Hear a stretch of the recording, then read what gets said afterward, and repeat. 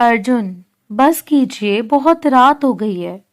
काव्या उसके जुनून से पूरी तरह निढाल हो चुकी थी। जब तक मेरा दिल नहीं भरता, एक आवाज भी नहीं निकलनी चाहिए तुम्हारी। वो उसके कान में सरगोशी करता हुआ मुस्कुरा दिया। अगली सुबह थकन और जलन की वजह से काव्या की आंख जल्दी नहीं खुल पाई। एक पति के पास से उठने का मन नहीं करता।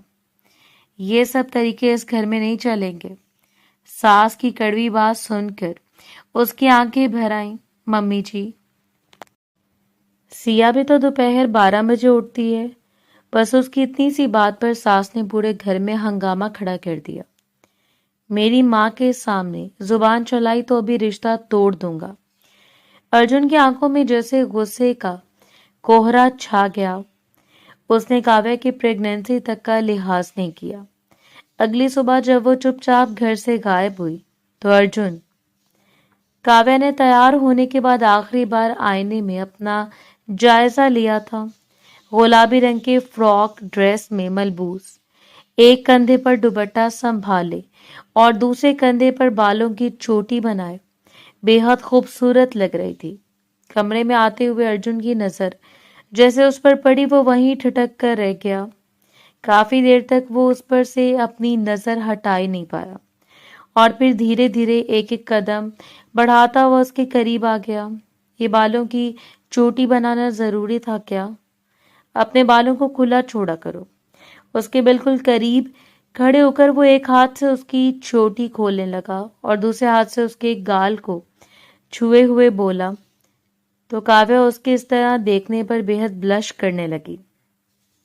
एक तो तुम अभी भी पहले दिन की दुल्हन की तरह शर्माती फिरती हो। अब तो हमारी शादी को 2 महीने हो गए हैं। अभी तक तुम मेरे सामने उस तरह से खुली नहीं हो जैसे मैं चाहता हूं। उसके कान के पास झुककर सरगोशी करते हुए उसने थोड़ी जसारत की। काव्या घबरा कर तुरंत पीछे हटी। आप ना दिन देखते हैं ना रात, जब मन में आता है शुरू हो जाते हैं। वो थोड़ी खफा होकर बोली तो अर्जुन का बेसाख्ता कहका पूरे कमरे में गूंज उठा। हाँ, तो यहाँ पर मेरे और तुम्हारे अलावा और कौन है? और वैसे भी तुम मेरी पत्नी हो, कोई गैर नहीं हो जिसके लिए मैं दिन और रात का हिसाब रखूं। तुमसे तो मैं बेहिसाब प्यार कर सकता हूँ, चाहे दिन हो या रात। मुझे किसी और की तरफ देखने की जरूरत नहीं है और ना किसी की इजाजत की। एक बार फिर वो उस पर झुक गया था। उसके होंठों को अपनी गिरफ्त में लेते हुए वो पूरी तरह बेखुदी में था। तभी दरवाजे पर आहट हुई और दोनों होश की दुनिया में वापस आए। अर्जुन उस वक्त सख्त बदमजा हो गया था। दरवाजे पर कामवाली भी खड़ी थी, उन दोनों को खाने के लिए बुलाने आई थी। हाँ, क्या बात है? क्यों बिना वजह किसी के कमरे के दरवाजा खटखटा रही हो? अर्जुन के इस तरह डांटने पर वो बेचारी शर्मिंदा हो गई। छोटे बाबू, खाने का वक्त हो रहा है। बड़ी मालकिन ने बोला है कि आपको और बहू रानी को खाने के लिए बुला लाऊं। उनसे कह दो कि हम दोनों बाहर डिनर पर जा रहे हैं, वापस आने में देर हो जाएगी। वो खाना खाकर आराम से सो जाएं। नंदिनी ने जाकर बड़ी मालकिन को ये बात बताई तो उन्होंने गुस्से से अपनी बेटी की तरफ देखा। देखा तुमने, इस लड़की ने आते ही किस तरह मेरे बेटे को अपने वश में कर लिया। हमारे अर्जुन को तो उसके अलावा ना कुछ दिखाई देता है और ना कुछ सुनाई देता है। मेरा बेटा तो मेरे हाथ से निकल गया। श्रुति भी इस बात से बेहद परेशान लग रही थी। तो आपसे कहा भी था मम्मी जी, अर्जुन को समझाएं, इस बार थोड़ी सख्ती करें। वो है भी तो बहुत खूबसूरत। जब जब वो इसे देखेगा तो बेखुद हो ही जाएगा। इसलिए तो आपको मना किया था कि आप माँ हैं, उस पर थोड़ा दबाव डालकर उसे रोक सकती हैं। अरे मैं कैसे उसे रोक लेती? कौन सा वो मेरे कहने में था। इस लड़की के रूप ने तो उसे के दिमाग पर जादू कर दिया। उसके अलावा तो उसे कुछ दिख ही नहीं रहा। दोनों माँ बेटी आपस में उलझ ही रही थी कि तभी सिया भी वहां आ गई। माँ और बहन को इस तरह बातें करते देख वो समझ गई कि बात किसकी हो रही है। क्या हो गया? अब क्या कर दिया आपकी बहू रानी ने जो आपकी तेवर इतने गर्म है? होना क्या है? आज तक मेरे अर्जुन ने कभी घर से बाहर खाना नहीं खाया था, और जब कभी वो मुझसे अपनी पसंद का खाना बनाने का कहता तो सवाल ही पैदा नहीं होता था कि उस दिन वो बाहर कुछ खाए। कल अर्जुन ने मुझसे पनीर मखनी बनाने को कहा था। कल मेरी तबीयत ठीक नहीं थी तो मैंने उसकी ख्वाहिश पूरी नहीं कर सकी, और आज जब उसकी पसंद का खाना बनाया तो अपनी पत्नी को लेकर बाहर डिनर पर जा रहा है। ओहो बड़ी मम्मी, इतनी सी बात पर आप इतना गुस्सा करेंगी? छोड़िए, गुस्सा सेहत के लिए अच्छा नहीं होता। वैसे आपस की बात है, खाना बहुत स्वादिष्ट बना है। छोड़िए उन दोनों को, आप खाना एंजॉय कीजिए। दोनों माँ बेटी सिया को गुस्से से घूर कर रह गई। थोड़ी देर बाद वो दोनों अच्छे से तैयार होकर उनके पास आए। अच्छा मम्मी जी, मैं काव्या को लेकर बाहर जा रहा हूँ, वापसी में देर हो जाएगी। लाख चाहने के बावजूद भी बड़ी मालकिन अपने बेटे को कोई सख्त जवाब नहीं दे पाई थी। वो उन माओं में से थी जो कभी कदम बहुत सोच समझकर उठाती हैं। वो अपने बेटे के सामने कभी गुस्से में कुछ नहीं कहती थी ताकि बेटा हाथ से न निकल जाए। दिले दिल में अपने गुस्से को दबाते हुए वो जाहिर में मुस्कुरा कर बोली, हाँ बेटा, यही तो उम्र है घूमने फिरने की। मैं तो तुमसे यही कहने वाली थी कि कितने दिन हो गए हैं बहू रानी को तुम कहीं घुमाने नहीं लेकर। अच्छा हुआ जो आज तुमने मेरे बिना कही मेरी बात मान ली। अर्जुन अपनी माँ की बात पर मुस्कुराया। थैंक यू मम्मी जी, आपकी यही बातें तो मुझे बहुत अच्छी लगती हैं। आप मेरी हर बात समझती हैं। वो दोनों चले गए। बड़ी मालकिन की नजर उनका पीछा तब तक करती रही जब तक वो दोनों नजरों से ओझल नहीं हो गए। वो तो चले गए दोनों मम्मी जी, आप तो अपनी नजर हटा लीजिए। सिया उन्हें छेड़ते हुए बोली तो वो उसे घूरने लगी। तुम क्या जानो मेरे दिल पर क्या बीत रही है। ये मामूली सी लड़की जो इस घर में एक सेविका बनने के काबिल भी नहीं थी, वो इस घर की बहू बनकर बैठ गई है। कैसे कैसे अरमान थे मेरे, क्या कुछ नहीं सोचा था मैंने अपने बेटे के लिए, मगर इस लड़की की वजह से मेरे सारे सपने अधूरे रह गए। बड़ी मालकिन का गुस्सा किसी भी तरह कम नहीं हो रहा था। वो अपनी सहेली की बेटी माही को बहू बनाना चाहती थी, जो उनकी तरह एक बहुत बड़े और अमीर खानदान की बेटी थी। कब से उन्होंने माही को अपने अर्जुन के लिए पसंद कर रखा था और अपनी सहेली से इस बारे में बात भी कर ली थी। दोनों सहेलियां बहुत खुश थी कि उनकी दोस्ती अब रिश्तेदारी में बदल जाएगी, मगर अर्जुन ने तो उनके पांव तले जमीन ही खींच ली जब उसने अपनी पसंद की लड़की के बारे में बताया था। बड़ी मालकिन ने बहुत कोशिश की थी कि अर्जुन उनकी बात मानकर उस लड़की को छोड़ दे और किसी तरह माही के साथ शादी के लिए तैयार हो जाए। माही को बहाने बहाने से वो अपने घर बुलाती रहती थी और वो भी अपने रूप और अदाओं के साथ इस घर में आती रहती थी, लेकिन अर्जुन ने कभी आंख उठाकर भी उसकी तरफ नहीं देखा था। और देखता भी कैसे, काव्या ने तो उसके दिल पर पूरा कब्जा कर लिया था। काव्या से मिलने के बाद वो खुद हैरान था कि कल तक जो लड़का प्रेम जैसे रिश्ते को बेकार समझता था, जिसे लगता था कि ये सब वक्त की बर्बादी है, मगर जब उसने काव्या का मुस्कुराते हुए मासूम चेहरे को देखा तो उसके सारे विचार बदल गए। वो इस तरह चुपके से उसके दिल में बस गई थी कि उसे खुद पता ही नहीं चला। उसे इत्तेफाक से वो अपने दोस्त के साथ उसकी बहन को लेने कॉलेज गया था। तभी उसकी नजर काव्या पर पड़ी थी, जो अपनी सहेलियों के साथ बात करती हुई कॉलेज के गेट से निकल रही थी। बस वो एक पल था जब अर्जुन उसकी खूबसूरती का दीवाना हो गया था। अब वो बार बार कॉलेज के आसपास रहने लगा ताकि एक नजर काव्या को देख सके। उसके लिए काव्या के बारे में जानकारी निकलवाना कोई मुश्किल काम नहीं था। कुछ ही घंटों में काव्या की सारी जानकारी उसके पास थी। वो कौन थी, कहाँ रहती थी, किस परिवार से थी, अर्जुन सब जान चुका था। काव्या एक मध्यम वर्गीय परिवार की लड़की थी। 2 भाइयों की इकलौती बहन थी। घर भर में सबकी लाडली थी, लेकिन इस लाड प्यार ने उसे बिगाड़ा नहीं था, बल्कि उसे एक आत्मभाव दिया था। उसे अपनी खूबसूरती का अच्छे से एहसास था, लेकिन उसने कभी इस चीज का गलत इस्तेमाल नहीं किया था। कुछ ही दिन में वो भी काव्या की नजरों में आ गया था। काव्या को एहसास हो गया था कि ये लड़का शायद उसी का पीछा करता है। पहले तो उसने इस बात को अपना भरम समझकर कॉलेज में तो बहुत सी लड़कियां एक से बढ़कर एक खूबसूरत, तो ये लड़का उन सबको छोड़कर मेरा पीछा क्यों करेगा। लेकिन जब उसने 2-3 बार अर्जुन की गाड़ी को अपने घर के पास देखा और उसकी आंखों में अपने लिए एक अजीब सा खिंचाव देखा तो वो घबरा गई। उसे इन सब बातों से बहुत डर लगता था। अपने पिता और भाइयों की इज्जत का उसे बहुत ध्यान था। वो नहीं चाहती थी कि उसे कोई ऐसा काम हो जिससे उसके घर वालों पर कोई बात आए। लेकिन अर्जुन ने किसी न किसी तरह उसका फोन नंबर हासिल कर लिया और फिर वो उसे अपनी मोहब्बत के यकीन दिलाने में कामयाब होने लगा। पहली बार जब उसने अर्जुन की आवाज सुनी तो वो बुरी तरह घबरा गई। आपको मेरा नंबर कहाँ से मिला? उसकी धीमी आवाज सुनकर अर्जुन को मुस्कुराहट आ गई। तुम तो ऐसे डर रही हो जैसे तुम किसी दूसरी दुनिया से हो और तुम्हारा नंबर लेना कोई बहुत मुश्किल काम था। मेरा ये मतलब नहीं है, मैं एक आम सी लड़की हूँ, आम से घर में रहने वाली। फिर आपने मुझ जैसी आम लड़की का नंबर क्यों लिया? आप क्या चाहते हैं? मैं तुम्हें चाहता हूँ, अर्जुन ने एक शब्द में जवाब दिया। वो काफी देर तक कुछ बोल ही नहीं सकी। घबराकर उसने फोन काट दिया। अर्जुन देर तक उससे बार बार कॉल करता रहा, लेकिन डर के मारे उसने कॉल रिसीव नहीं की। उसने अर्जुन का नंबर ब्लॉक कर दिया। अर्जुन को ये सब देखकर गुस्सा नहीं आया, बल्कि उसके दिल में एक मीठा सा एहसास जाग उठा, क्योंकि उसे समझ आ गया था कि उसकी जिंदगी में आने वाली ये लड़की बेहद मासूम और निष्पाप है। आज तक उसने शायद किसी अनजान लड़के से बात तक नहीं की थी, तभी तो एक लड़के की आवाज सुनकर इतना घबरा गई थी। अर्जुन के दिल में उसके लिए इज्जत और प्यार पहले से भी ज्यादा बढ़ चुका था। वो एक के बाद एक नए नंबर से उससे बात करने की कोशिश करने लगा और फिर एक दिन तो वो उसके सामने रोई पड़ी।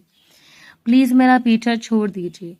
आप नहीं जानते, अगर मेरे पापा और भाइयों को पता चल गया तो वो मुझे कॉलेज आने से रोक देंगे।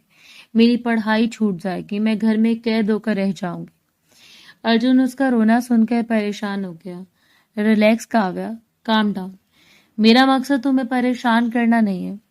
मैं तो बस अपने दिल का हाल बताने के लिए तुम्हें फोन करता था। तुम जानती हो मैं तुमसे कितना प्यार करता हूँ। तुम्हारे लिए मैं कुछ भी कर सकता हूँ। मैं जल्द ही बड़ी मम्मी को तुम्हारे घर रिश्ता लेकर भेजूंगा। मगर काव्या को उसकी बात पर भरोसा नहीं था। वो समझ रही थी कि अर्जुन भी आम लड़कों की तरह बस वक्त बिताने के लिए उसे अपनी बातों में फंसा रहा है। दूसरी तरफ अर्जुन उसे अपनी जिंदगी में लाने के लिए पूरी तैयारी कर रहा था। फिर एक दिन उसने बड़ी मम्मी से काव्या के बारे में बात की। बड़ी मम्मी तो काफी देर तक कुछ बोल ही नहीं पाई।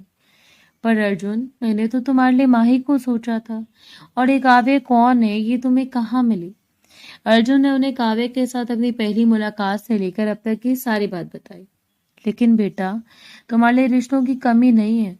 मैं एकदम से एक आम से परिवार की लड़की को इस घर की बहू नहीं बना सकती। आखिर लोग क्या कहेंगे? लेकिन अर्जुन ने जैसे तैसे उन्हें राजी कर ही लिया। फिर जब वो अपनी बड़ी सी गाड़ी में काव्या के घर रिश्ता लेकर गई तो काव्या के घर वाले काफी देर तक हैरान रह गए। वो इतने बड़े घर की औरत को देखकर नर्वस हो गए। उन्हें समझ नहीं आ रहा था कि उनका स्वागत कैसे करें, और जब अर्जुन के रिश्ते की बात सुनी तो उनके होश ही उड़ गए। वो तो अपनी बेटी की किस्मत पर नाज कर रहे थे, लेकिन काव्या अभी भी उलझन में थी। उसे लगता था कि यह आदमी कुछ दिन पीछा करेगा और फिर किसी और लड़की के पास चला जाएगा। लेकिन अर्जुन तो उसे इतना सच्चा प्यार करता था कि उसे अपनी दुल्हन बनाने के लिए तैयार हो गया था। अब काव्या को भी अर्जुन के प्यार पर भरोसा होने लगा था और वो खुद को खुशनसीब समझने लगी थी। फिर बाकी सारी बातें जल्द ही तय हो गईं और बस 2 महीने के अंदर वो दुल्हन बनकर उस हवेली में आ गई। काव्या के बहुत से सपने थे। वो आगे पढ़ना चाहती थी, अपने पैरों पर खड़ा होना चाहती थी, लेकिन अर्जुन ने उसकी एक ना सुनी। उसने वादा किया कि वो शादी के बाद उसे जरूर पढ़ाएगा और उसके सारे सपने पूरे करेगा। अब अर्जुन के हाथ में हाथ डाले डिनर के बाद समुंदर के किनारे घूम रही थी। समंदर की शांत लहरें उनके पैरों को छू कर वापस लौट रही थी। काव्या के चेहरे पर एक प्यारी सी मुस्कान आ गई। ये सब कितना खूबसूरत लग रहा है ना? अर्जुन की आवाज पर वो अपनी सोच से बाहर आई। हाँ, ये सब बहुत खूबसूरत है और अब मुझे भी अपनी जिंदगी बहुत अच्छी लगने लगी है। मैं चाहती हूँ आप हमेशा मेरे साथ ऐसे रहें, ऐसे ही मुझसे प्यार करें और मेरा ख्याल रखें। उसने शर्माते हुए कहा तो अर्जुन उससे प्यार लुटाने लगा। मैं हमेशा तुम्हारा ख्याल रखूंगा, तुम्हें कभी किसी चीज की कमी नहीं होने दूंगा। तुम्हें याद है तुमने कहा था कि तुम आगे पढ़ना चाहती हो। क्या ख्याल है, तुम्हारा कॉलेज में एडमिशन करवा दूं? इस बात पर काव्या सोच में पड़ गई। अभी तो मेरी तबीयत ठीक नहीं रहती, इस हालत में कॉलेज कैसे जा सकती हूँ? उस दिन वो 2 महीने की प्रेग्नेंट थी और आजकल उसकी तबीयत खराब रहती थी। वैसे तो उसे पढ़ने का बहुत शौक था, वो बिजनेस की पढ़ाई करके अर्जुन के काम में हाथ बटाना चाहती थी। लेकिन शादी के तुरंत बाद प्रेग्नेंट होने की वजह से उसे लगने लगा था कि शायद उसके सपने अब कभी पूरे नहीं हो पाएंगे। लेकिन अर्जुन उसे इतनी आसानी से हार मानने देने वालों में से नहीं था। तो इसमें क्या दिक्कत है? तुम एडमिशन ले लो, जब तुम्हारा मन करे तब कॉलेज चली जाना। मैं तुम्हारे लिए गाड़ी का इंतजाम कर दूंगा और अगर तुम कहोगी तो मैं खुद तुम्हें पढ़ा दिया करूंगा। हाँ, ये ठीक रहेगा, वो तुरंत मान गई। एक अच्छा डिनर और प्यारा वक्त बिताने के बाद जब वो दोनों घर लौटे तो पूरे घर में सन्नाटा था। दोनों अपने कमरे में आ गए। काव्या बहुत थक चुकी थी क्योंकि आज दिन भर उसे आराम का मौका नहीं मिला था। जब वो नाइट सूट चेंज करके बाहर आई तो अर्जुन ने उसे झूठे गुस्से से देखा। ये क्या पहना है तुमने? वो हैरान होकर अपने कपड़ों को देखने लगी। क्या पहना है? कपड़े ही तो पहने हैं। ये सादा सा सूट उसने रात में सोने के लिए पहना था। अर्जुन के सवाल ने उसे हैरान कर दिया। मैं कल तुम्हारे लिए कुछ लाया था और तुमने कहा था कि वो पहनकर मुझे दिखाना, पर तुम आराम से मेरी बात मान लो। ऐसा कैसे हो सकता है?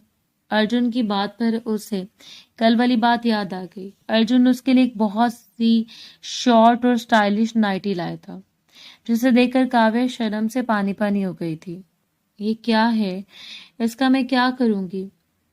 ये तुम रात को पहना करो और मुझे दिखाया करो, फिर मैं तुम्हारी तारीफ करूंगा। अर्जुन ने शरारत से कहा था तो वो घबरा गई थी। उसने वो नाइटी वैसे ही पैकेट में डरकर अलमारी के सबसे नीचे रख दी थी। फिर अर्जुन ने जिक्र नहीं किया तो वो भूल गई, लेकिन आज फिर उसकी वही जिद शुरू हो गई थी। वो नाइटी पहनने के काबिल नहीं है। क्यों, क्या हुआ उसे? अर्जुन ने उल्टा उसे ही सवाल कर दिया। इतनी छोटी नाइटी? उसे देखकर मुझे शर्म आ गई। मैं कैसे पहन सकती हूँ? वो अपनी उंगलियां मरोड़ते हुए घबरा कर बोली। अर्जुन ने मुश्किल से अपनी हंसी रोकी। क्यों, इसमें क्या बुराई है? मैं तुम्हारा पति हूँ, कोई गैर नहीं। मैं अपने सपने ही सामने पहनने का बोल रहा हूँ ना, किसी पार्टी में नहीं जो तुम इतनी नर्वस हो रही हो। अब जल्दी से पहन कर आओ, मैं इंतजार नहीं करूंगा और ना ही बार बार रिक्वेस्ट करूंगा। लेकिन अर्जुन, प्लीज जाओ। अर्जुन ने उसकी बात सुने बिना नाइटी उसके हाथ में थमाई और उसे बाथरूम की तरफ इशारा कर दिया। नाइटी पहनने के बाद वो काफी देर तक बाथरूम में खड़ी रही। अब बाहर कैसे जाऊं?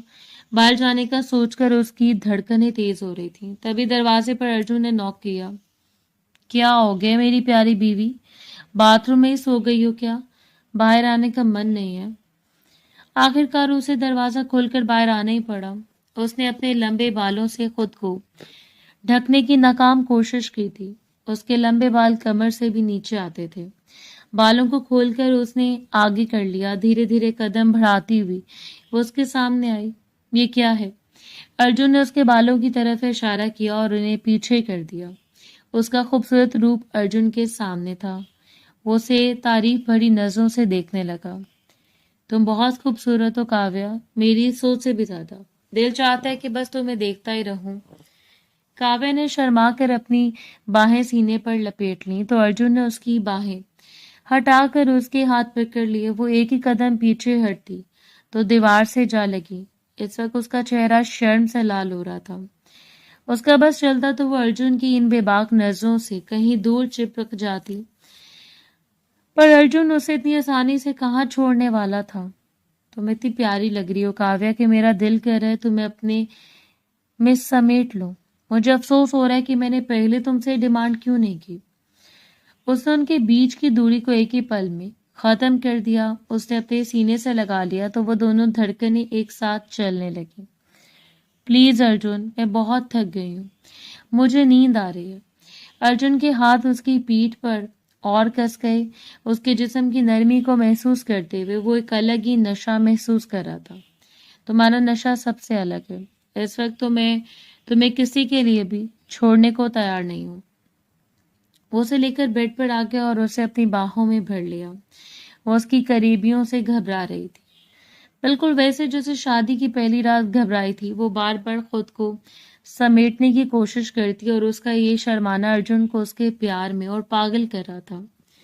उसके चेहरे और सांसेदियों को चूमते हुए वो पूरी तरह बेखुद हो रहा था और फिर दोनों के बीच के सारे फासले मिट गए। अपनी मंजिल पर पहुंचने के बाद भी अर्जुन उससे अलग नहीं हुआ, बल्कि एक बार फिर उस पर अपना प्यार लुटाने लगा। रात न जाने कितनी बार वो उसके करीब आया था और काव्य अब थकन और दर्द से पूरी तरह निढाल हो चुकी थी।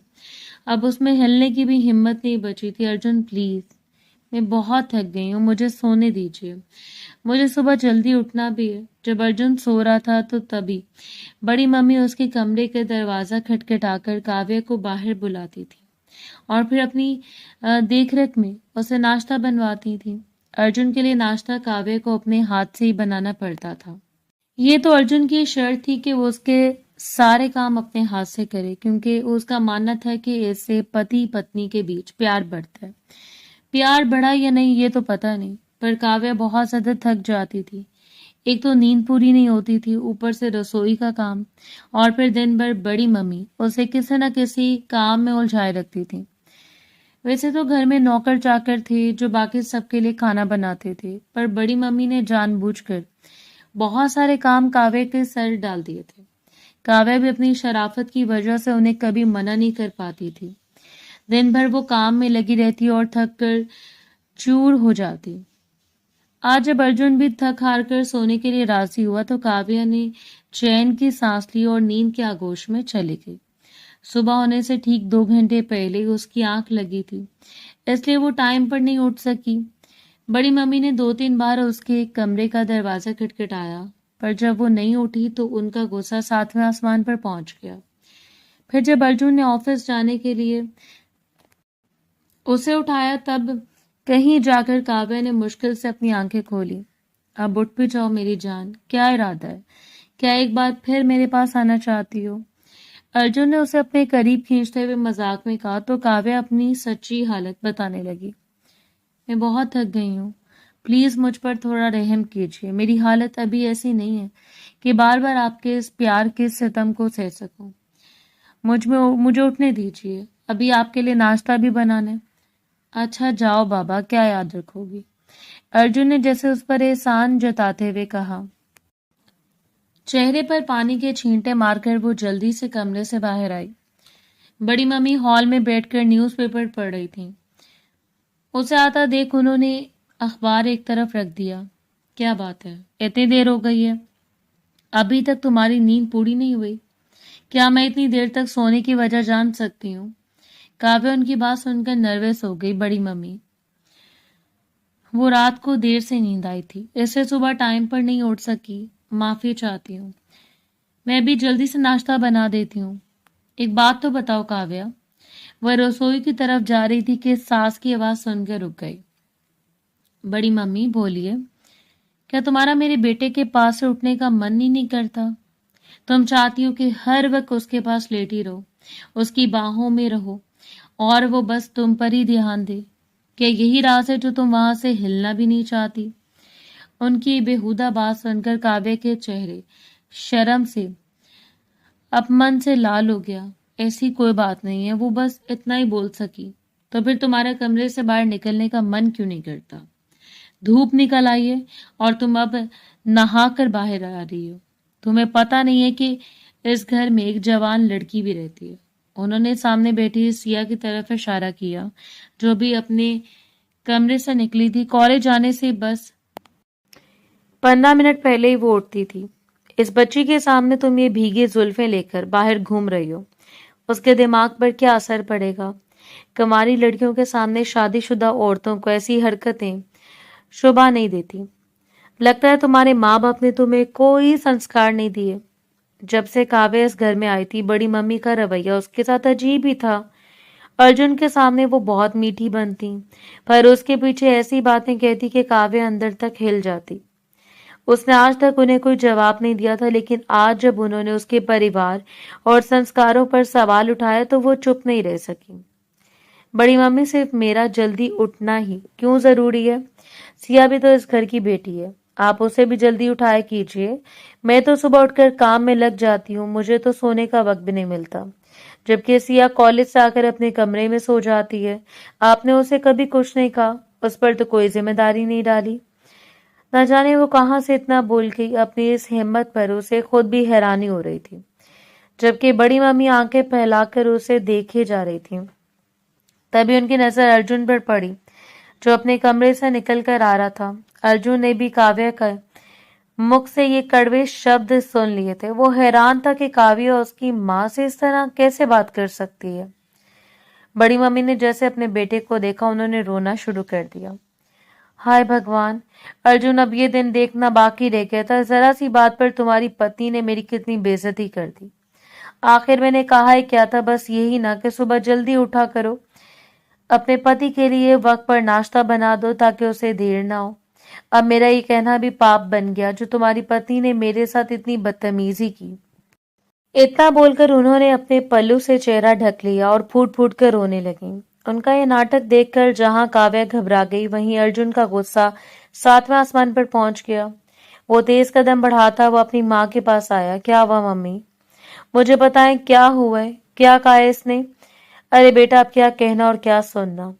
मना क्या था तुमसे कि इस लड़की को इस घर की बहू मत बनाओ। आम मध्यम वर्गीय घरों की लड़कियां क्या जाने कि बड़े घरों में कैसे राज आता है, बड़ों से कैसे बात की जाती है। उनके माँ बाप तो संस्कारों पर ध्यान ही नहीं देते। वो काव्या को कोसने लगी, उस पर तरह तरह के इल्जाम लगाने लगी। काव्या को समझ नहीं आ रहा था कि उसकी गलती क्या है, जिसके लिए सब उस पर चिल्ला रहे थे। अर्जुन की आंखों में भी आग टपक रही थी। सिया ने भी बीच में बहती गंगा में हाथ धो लिए। भाई, आज तो आपने अपनी आंखों से देख लिया और कानों से सुन लिया, वरना हम बताते तो आप कभी यकीन नहीं करते कि हमारे साथ और मम्मी जी के साथ कितना बुरा बर्ताव करती है। अर्जुन के लिए ये सब किसी झटके से कम नहीं था। क्या करती है मम्मी के साथ? मम्मी, इसने आपकी इंसल्ट की है, बताए मुझे। बड़ी मम्मी तो इसके मौके की तलाश में थी कि कोई ऐसा तमाशा हो जिससे वो काव्या को धक्के मार के घर से निकाल सके। बेटा, मैं कुछ नहीं कहूंगी, कुछ बोलूंगी तो बुरी बन जाऊंगी। मैं तो बस तुम्हें खुश देखना चाहती हूँ। तुम्हारी खुशी के लिए इस लड़की को बर्दाश्त कर रही थी, वरना ये इस काबिल कहाँ है। काव्या का पूरा शरीर जैसे सुन्न पड़ गया था। वो पत्थर बनी नजरों से उन सभी को देख रही थी। उसकी सास और नंद के दिल में उसके लिए इतना जहर था, और अर्जुन, वो पति जो कल तक उस पर जान छिड़कता था, आज एक पल में इतना अनजान बन गया था। आज पहली बार उसे इस बड़ी हवेली में अकेलापन महसूस हुआ। बड़ी मम्मी ने काव्य के बारे में ऐसी ऐसी बातें बोली जो काव्य ने कभी सपने में भी नहीं सोची थी। उसे समझ आ गया कि ये लोग कितने निर्दयी हैं। बड़े घरों में रहने वाले इन लोगों के दिल कितने छोटे हैं। उसकी एक छोटी सी बात को बढ़ा चढ़ाकर बताया गया, और तभी अर्जुन ने एक जोरदार थप्पड़ काव्य के गाल पर जड़ दिया। वो इंसान जो उसका दीवाना था, जो उसके आंसू नहीं देख सकता था, जिसने कभी उसे ऊंची आवाज में बात नहीं की थी, आज अपनी माँ और बहन के झूठ पर भरोसा करके उसने काव्या पर हाथ उठा दिया था। वो हैरान और स्टन्ड होकर उसे देख रही थी। आंसू उसकी आंखों से लगातार बहने लगे। दफा हो जाओ मेरी नजरों के सामने से। क्या सोचकर तुमने मम्मी से बदतमीजी की? इतना सब कुछ हो गया मम्मी, और आपने मुझे बताया तक नहीं। बेटा, कैसे बताती? तुम्हारा घर बसाया था, इसे तबाह होते नहीं देख सकती थी। माँ बेटी के दिल को जैसे ठंडक मिल गई। पति पत्नी के बीच दरार डालकर उनका मकसद पूरा हो चुका था। अब वो दिन दूर नहीं था जब मैं इस लड़की को इस घर से बाहर फेंकूंगी। बड़ी मम्मी ने अपने आंसू पूंछते हुए मन ही मन में सोचा। अर्जुन उस दिन बिना नाश्ता किए गुस्से में ऑफिस निकल गया। काव्या अपने कमरे में बैठकर फूट फूट कर रोने लगी। वो तो समझती थी कि उसकी सास बहुत अच्छी है और नंद बहन जैसी, पर उसका ये असली चेहरा देखकर उसका भरोसा ही उठ गया। थोड़ी देर बाद बड़ी मम्मी उसके कमरे में आई। चेहरे पर एक जीत की मुस्कान और आंखों में नफरत लिए वो उसके पास आकर बैठी। अगर तुम चाहती हो कि तुम्हारी जिल्लत ना हो तो चुपचाप ये घर छोड़कर चले जाओ, वरना मैं तुम्हें धक्के मारकर बाहर निकालूंगी। अर्जुन की शादी तुम्हें अपनी पसंद की लड़की माही से करवाना चाहती थी। तुम तो उसके काबिल ही नहीं हो। न जाने कहां से अर्जुन तुम्हें उठा लाया और मेरे सर पर बिठा दिया। तुम जैसी लड़कियों को तो मैं अपने घर में काम वाली भी न रखूं। उनकी नफरत भरी बातें काव्या के दिल को छलनी कर रही थी। अपना बोरिया बिस्तरा बांधो और निकलो यहां से। अर्जुन के आने से पहले चली जाओ, वरना मैं ऐसा खेल खेलूंगी कि अर्जुन तुम्हें 1 सेकंड में तलाक देकर घर से निकाल देगा। काव्या का दिल भी अब अर्जुन से टूट चुका था, जो पति बिना सच जाने दूसरों की बातों में आकर अपनी प्रेग्नेंट पत्नी पर हाथ उठा सकता है। उसके साथ रहने का कोई मतलब नहीं था। उसने अपना जरूरी सामान एक छोटे से बैग में पैक किया। खबरदार, अगर इस घर का एक भी गहना या रुपया अपने साथ ले गई तो। मुझे कोई शौक नहीं है आपका पैसा या गहने लेने का। सब कुछ मैं यहीं छोड़कर जा रही हूँ, सिर्फ ये कुछ कपड़े हैं जो मेरे मेके के हैं। आपके घर का एक धागा भी नहीं ले जा रहे। काव्या ने सबर का बंध टूट चुका था। जब वो घर से बाहर निकली तो कड़ी धूप ने उसका स्वागत किया। काव्या को अच्छे से अंदाजा था कि उसके माता पिता उसे इस हालत में देखकर बहुत परेशान होंगे। वो उसे समझाएंगे और पूरी कोशिश होगी कि वो अपने ससुराल वापस चली जाए, लेकिन वो अब किसी की बात सुनने के लिए तैयार नहीं थी। अगर पापा और मम्मी ने मुझे घर में रखने से मना कर दिया तो मैं किसी हॉस्टल में चली जाऊंगी, कहीं भी नौकरी कर लूंगी, कुछ भी कर लूंगी, लेकिन अब दोबारा उस घर में कभी कदम नहीं रखूंगी। घर से निकलने से पहले बड़ी मम्मी ने उसका मोबाइल फोन भी छीन लिया था। ये मोबाइल तुम्हें शगुन में मेरे बेटे ने दिया था। लाओ ये फोन मेरे हाथ में दो, वापस करो मुझे। और काव्या ने बिना किसी बहस के वो फोन उनके हाथ में थमा दिया था। जब वो अपने मेके पहुंची तो उसके हाथ बिल्कुल खाली थे। उसकी आंखों से आंसू बह रहे थे। राधिका देवी ने जब अपनी बेटी को इस हालत में देखा तो उनका दिल बैठ गया। अरे बेटी, तुम इस तरह अकेले क्यों आई हो? और ये इतना बड़ा बैग क्यों है तुम्हारे हाथ में? तुम इतना रो क्यों रही हो? सब ठीक तो है ना? बताओ मुझे, किसने कुछ कहा? काव्या अपनी माँ के गले लगकर फूट फूट कर रो पड़ी, जैसे अपना सारा दर्द उन आंसुओं के जरिए बहा देना चाहती हो। मम्मी जी, आप नहीं जानती वो लोग कितने बुरे हैं, कितना बुरा बर्ताव किया उन्होंने मेरे साथ। राधिका देवी का दिल दहल गया। बताओ मुझे बेटी, क्या हुआ? क्या किया उन्होंने? काव्या ने रोने के बीच सारी दास्तान अपनी माँ को बताई। बेटी, मैं मानती हूँ कि उन्होंने गुस्से में गलत किया, लेकिन तुमने जो किया वो भी तो गलत है। तुम्हें इस तरह अपना घर छोड़कर नहीं आना चाहिए था। अर्जुन तुमसे नाराज होगा, उसे ये बात बहुत बुरी लगेगी। मम्मी, अगर आप चाहती हैं कि मैं यहाँ से चली जाऊं तो मैं अभी चली जाती हूँ। किसी भी हॉस्टल में रह लूंगी, कोई भी काम कर लूंगी, लेकिन मैं अब दोबारा उस घर में नहीं जाऊंगी। अच्छा ठीक है, ठीक है, तुम परेशान मत हो, इमोशनल मत हो, तुम आराम करो। मैं तुम्हारे लिए कुछ पीने को लाती हूँ। थके थके कदमों से काव्या अपने पुराने कमरे में आ गई। बिस्तर पर लेटते ही उसे एक अजीब सा सुकून महसूस हुआ। दूसरी तरफ अर्जुन का पूरा दिन बहुत बेचैनी में बीता था। उसे अब आकर अपनी गलती का एहसास हो रहा था। माना कि जो बातें मम्मी ने बताई उन्हें बर्दाश्त करना आसान नहीं था, लेकिन मुझे उस पर हाथ नहीं उठाना चाहिए था। मैं उसे प्यार से समझा लेता कि दोबारा मम्मी से इस तरह बात ना करे, तो वो समझ जाती मैंने ये क्या कर दिया। गुस्से में आकर उस बेचारी पर हाथ उठा दिया। अब घर जाकर उसे मनाऊंगा कैसे? डिनर पर ले जाऊंगा, शॉपिंग करवा दूंगा तो उसका मूड ठीक हो जाएगा। वैसे भी वो दिल की बहुत साफ है, मुझसे बहुत प्यार करती है। वो ज्यादा देर तक मुझसे नाराज नहीं रह पाएगी।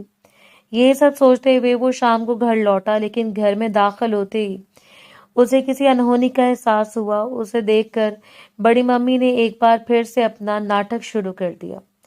श्रुति भी वहां आ गई और बड़ी भाई को देखते अपना रोल प्ले करने लगी। मम्मी जी, आपको उसे रोकना चाहिए था।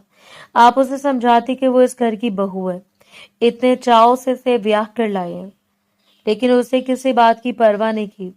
अर्जुन के प्यार के बारे में भी नहीं सोचा। अर्जुन उसे कितना चाहता था, लेकिन लगता है उसे किसी की कोई परवाह नहीं है। श्रुति अर्जुन पर तिरछी नजर डालते हुए अपनी माँ से बात कर रही थी। बेटा, मैंने उसे बहुत रोका, बहुत समझाया, उसे बताया कि जब एक बार बेटी या बहू के कदम घर से बाहर निकलते हैं तो दोबारा वापसी मुश्किल हो जाती है। मेरा अर्जुन बहुत जिद्दी है, अगर उसे ये सब पता चला तो वो कभी तुम्हें वापस नहीं लाएगा। अर्जुन हैरानी और परेशानी में अपनी माँ के पास आया। क्या बात है मम्मी जी, बताएं क्या हुआ है? क्या किया उसने दोबारा? क्या फिर किससे बदतमीजी की है? बेटा मैं तुम्हें क्या बताऊं, इतना बोलकर बड़ी मम्मी ने रोना शुरू कर दिया। श्रुति बीच में कूद पड़ी। अर्जुन तुम इधर आओ, मैं तुम्हें बताती हूँ। मम्मी तुमसे सच बताने से डर रही है कि कहीं तुम्हें गुस्सा ना आ जाए। अर्जुन श्रुति के पास जाकर बैठ गया, जबकि सिया उन सब पर ध्यान दिए बिना अपने नाखूनों पर नेल पॉलिश लगाने में मस्त थी। क्या बात है, क्या किया काव्या ने? वो घर छोड़कर चली गई है। श्रुति की बात सुनकर अर्जुन के होश उड़ गए। घर छोड़कर चली गई है? लेकिन क्यों और कब? आज सुबह तुम्हारे ऑफिस जाने के बाद वो घर छोड़कर चली गई। मम्मी ने उसे बहुत रोका, उसके आगे हाथ जोड़े कि अपना घर बर्बाद मत करो, लेकिन वो तो कुछ सुनने को तैयार ही नहीं थी। और तो और वो अपना सारा गहना उठाकर ले गई, और तुम्हारे लॉकर में जो कैश पड़ा था वो सब भी अपने साथ ले गई। अर्जुन फटी आंखों से अपनी माँ को देखने लगा। मम्मी, वो तो लाखों रुपए थे जो मैंने अपने बिजनेस में इन्वेस्ट करने के लिए रखे थे। हाँ बेटा, जानती हूँ मैं ये सब, लेकिन वो किसी चीज का लिहाज किए बिना वो सारा गहना और रुपया पैसा लेकर चली गई। बहुत ही लालची लड़की थी। मुझे तो अंदाजा ही नहीं था कि वो ऐसा भी कर सकती है। क्या वो रुपए पैसे के लिए मेरे साथ शादी करके इस घर में आई थी? तुम तो कह रहे थे कि वो तुमसे प्यार करती है, लेकिन अब लगता है जैसे वो पूरी प्लानिंग के साथ इस घर में आई थी ताकि माल समेट कर यहाँ से भाग सके। श्रुति ने आग में घी डाला। अर्जुन के लिए ये सब किसी भयानक सपने जैसा था। वो अपना सर पकड़कर बैठ गया। बड़ी मम्मी ने श्रुति को इशारा किया तो उसने अर्जुन के शोल्डर पर हाथ रखा। परेशान मत हो अर्जुन, सब ठीक हो जाएगा। अगर तुम्हें पैसे की जरूरत है तो मम्मी जी के पास पैसे हैं। कब से उन्होंने तुम्हारे लिए जोड़ कर रखे हैं ताकि मुश्किल वक्त में तुम्हारे काम आए। ऐसी बात नहीं है, मुझे पैसे की जरूरत नहीं। मुझे तो दुख इस बात का है कि मैंने उस लड़की को समझने में गलती की। मुझे लगा था वो दुनिया में सबसे अलग है, सबसे सच्ची है, लेकिन अब पता चला कि वो भी बाकी लालची और खुदगर्ज लड़कियों जैसी है जो प्यार का दिखावा करके चली गई। वो एक झटके में वहां से उठकर अपने एक कमरे में चला गया। बड़ी मम्मी ने उसे परेशान देखकर कहा, अब पता नहीं ये अपने साथ क्या करेगा, लेकिन कोई गलत कदम ना उठा ले। अरे कुछ नहीं होता मम्मी जी, कनकी की तरह थोड़े दिन तड़पेगा, सब ठीक हो जाएगा। कुछ दिन दुख मनाएगा, फिर उसे भूल जाएगा। तब तक आप अपनी दूसरी चाल चल लेना और इसकी शादी माही से करवा देना। हाँ ऐसा ही करूंगी। अब तो अर्जुन की शादी मैं अपनी पसंद से ही करवाऊंगी। इस घर से निकलने के बाद काव्य की जिंदगी एक कभी ना खत्म होने वाली कठिन इम्तिहान में बदल चुकी थी। वो जो कभी खुद को किसी राजकुमारी से कम नहीं समझती थी, अब हालात की उस चक्की में पिस रही थी जहां हर दिन सांस लेना भी दुश्वार हो रहा था। उसके पापा ने नौकरी पहले ही छूट चुकी थी और घर की एक एकमात्र सहारा वही नौकरी थी। हालात की इस बेरहमी ने उस पर कहर ढा दिया था। घर के वो खर्चे जो कभी आसानी से पूरे हो जाते थे अब एक एक करके बोझ बन चुके थे। काव्या के दो भाई जिनकी शादी हो चुकी थी इस कठिन वक्त में जरा भी साथ नहीं दे रहे थे। उन्होंने साफ कह दिया था कि वो इस गरीबी और बेरोजगारी का बोझ अब और नहीं उठा सकते। दोनों भाई अपने अपने हिस्से के लिए लड़ झगड़ कर घर से अलग हो चुके थे और बूढ़े माता पिता को इस तबाहाल घर में अकेले छोड़ गए थे। घर के कोनों में अब गरीबी का नाच था। चूल्हा अक्सर ठंडा रहता था। घर में जमा पूंजी के नाम पर 1 रुपया भी नहीं बचा था।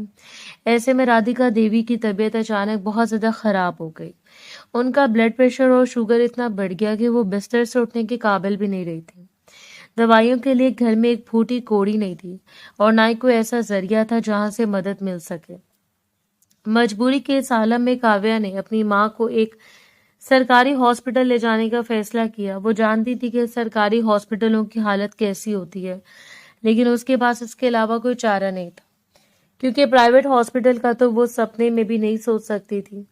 दोनों माँ बेटी हालात की मारी हुई उस कच्ची सड़क पर पैदल ही सरकारी हॉस्पिटल की तरफ रवाना हुई, क्योंकि ऑटो या रिक्शा का किराया भी उनके पास नहीं था।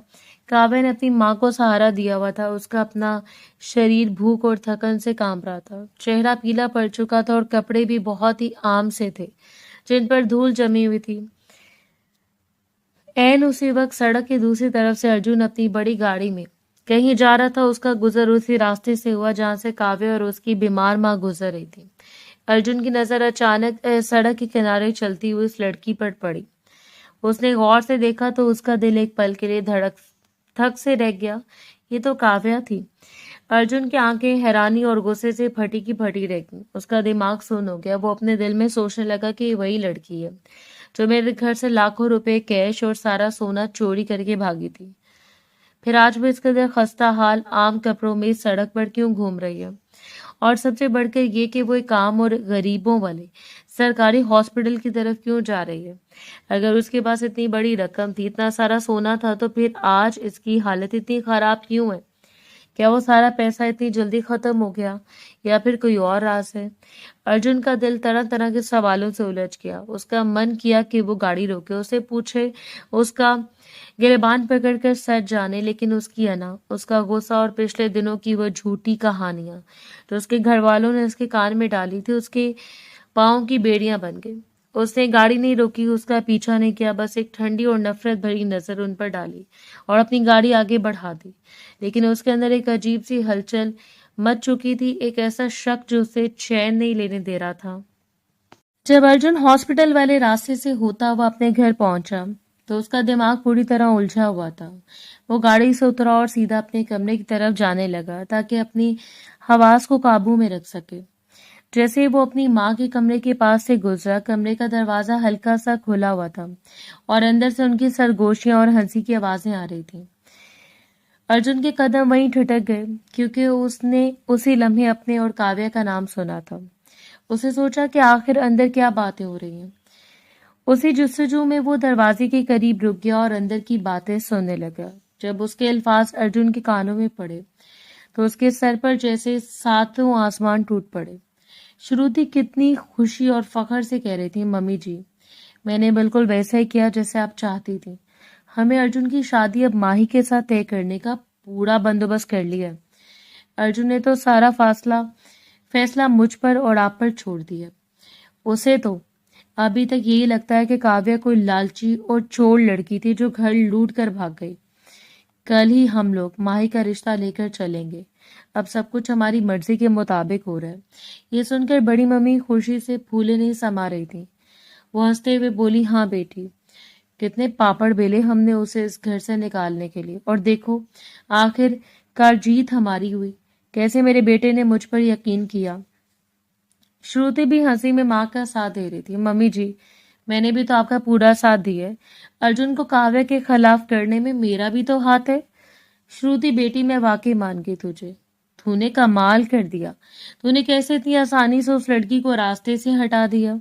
अर्जुन तो जैसे तेरी और मेरी हर बात पर आंखें बंद करके यकीन करता चला गया।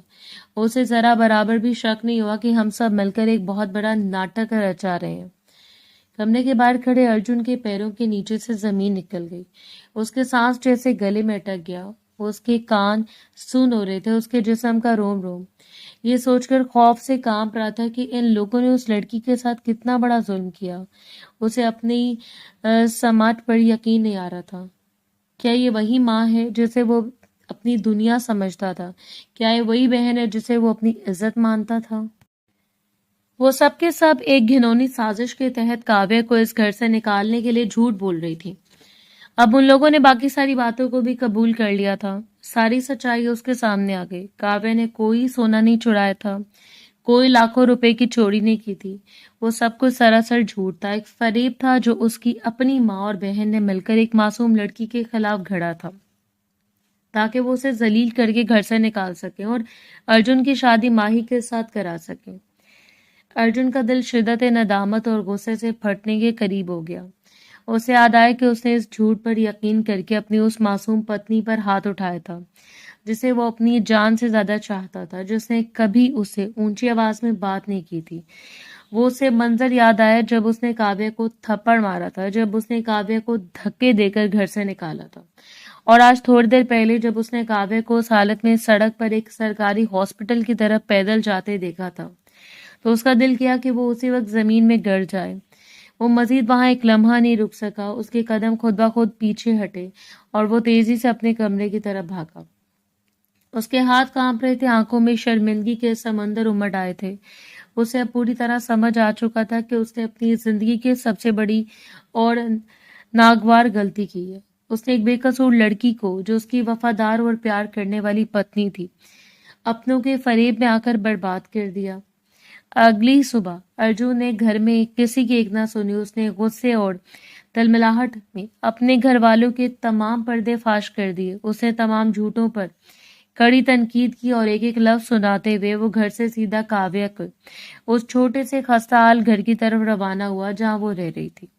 उसका दिल सीने से बाहर निकलने को बेचैन था। वो किसी भी कीमत पर अपनी काव्या को वापस लाना चाहता था और उसे अपने किए की माफी मांगना चाहता था।